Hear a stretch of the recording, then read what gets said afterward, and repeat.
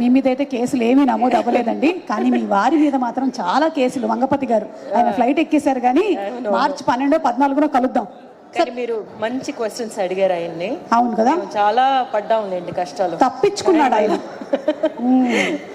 అందరికీ నమస్కారం అండి. చాలా happy once again we come in front of you with good movie అన్నమాట.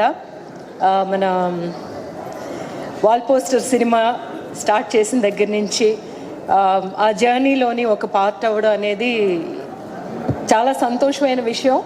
And also I always feel నేను ఉండాలి, ఏదైనా ఒక పార్ట్గా ఉండాలి అనిపిస్తూ ఉంటుంది.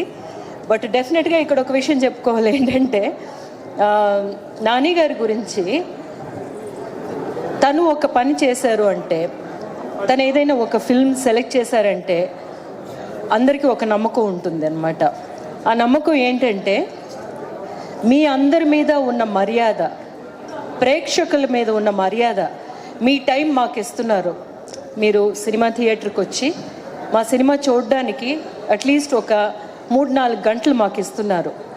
ఆ టైంని, ఎంత ప్రెషియస్ టైంని మీకు ఎంటర్టైన్ చేయడానికి, అది విలువైన టైంగా మార్చడానికి ఆయన ఎప్పుడు అంత బాగా కృషి చేస్తారనమాట.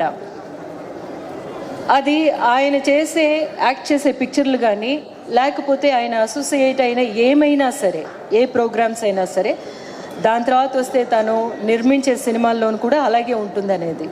డెఫినెట్గా మీరు మా కోసం ఒక 4 గంటలు స్పెండ్ చేసి థియేటర్కి వచ్చారంటే we will not disappoint you అనేదన్నమాట తన మీద అందరికీ ఏర్పరచుకున్న ఒక నమ్మకం. అలాగే అందులోని నెక్స్ట్ చాప్టర్గా ఈ కోర్టు వస్తుంది. సో ఈ కోర్టు దగ్గరికి వచ్చామంటే, ఇట్లాంటి ఒక సబ్జెక్టు అనేసి చాలా సీరియస్ కాబోలు అది ఇది అని చెప్పేసి అనుకుంటారేమో.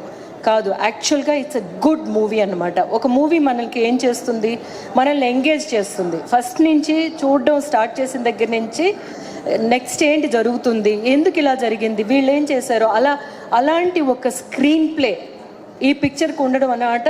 The best quality of Jagadish screen play. అది వినగానే నాకు అనిపించింది డెఫినెట్గా ఈ పిక్చర్ బాగా హిట్ అవుతుంది. So another blockbuster to us in that way. అతను కొత్త డైరెక్టరు అన్న ఏ ఒక్క ఇది కూడా లేకుండాను తన కథ చెప్పినప్పుడే అర్థమైంది ఎంత బాగా వర్క్ చేసుకున్నాడు అని. స్క్రీన్ ప్లే ద్వారా తను చేసిన ఒక డైలాగ్, ఇందులోనేమో మంగపతి అనే క్యారెక్టర్ కానీ, లేకపోతేనేమో మిగతా క్యారెక్టర్స్ కానీ మాట్లాడే విధానం మీకు చూస్తుంటే, అది కదా, ఇలా కదా, నిజం కదా, ఇది కరెక్టే కదా, వీళ్ళ యాంగిల్ కరెక్టే కదా అని అనిపిస్తుంది అన్నమాట. అవన్నీ తన వాయిస్ అది అంతాను.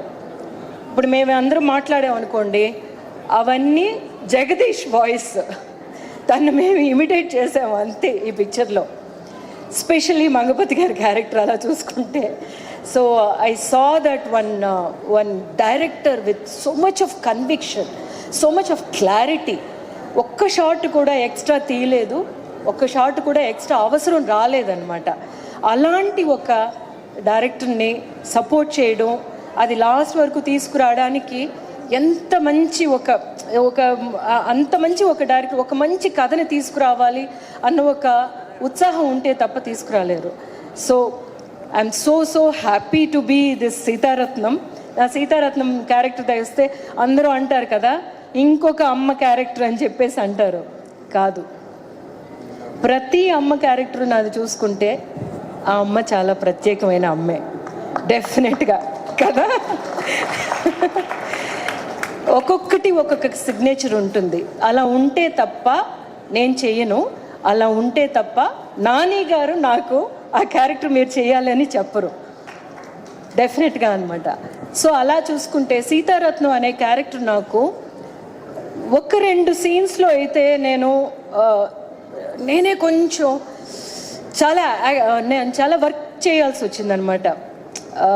అందులోనేమో డైలాగ్స్ ఉండవు. డైలాగ్ ఉండే సీన్స్ ఆఫ్ కోర్స్ మనం ఆర్టిస్ట్గా చాలా ఈజీ చేసేయడం, కానీ డైలాగులు లేకుండా కొన్ని విషయాల్ని మనం ఏమో ప్రేక్షకులకి we have to make them understand అనమాట, make them realise the inner journey. So దానికేమో కొన్ని అట్లాంటివి దొరకాలని ఎదురు చూస్తూ ఉంటాము యాజ్ అన్ యాక్టర్. సో అట్లాంటి సీన్స్ నాకు ఇచ్చినందుకు Jagadish thank you so much. And ఇందులోనేమో ఇది చాలా important film for Priyadarshi, because as an actor I see it's going to be a different angle anamata, and I wish you that from here you're going to make so many movies. ఒక్కొక్క ఆర్టిస్ట్కి రండి బాగా hit అవ్వడానికి కొన్ని విషయాలు ఉంటాయి, నా అబ్జర్వేషన్లో నేను చూశాను అనమాట. అందులోని ఒక పెక్యులియర్ వాయిస్ ఉన్న వాళ్ళందరూ ఏదో ఒక విధంగా సక్సెస్ అవుతారు. నాకు రమ్య కృష్ణ గారి వాయిస్ చాలా ఇష్టం.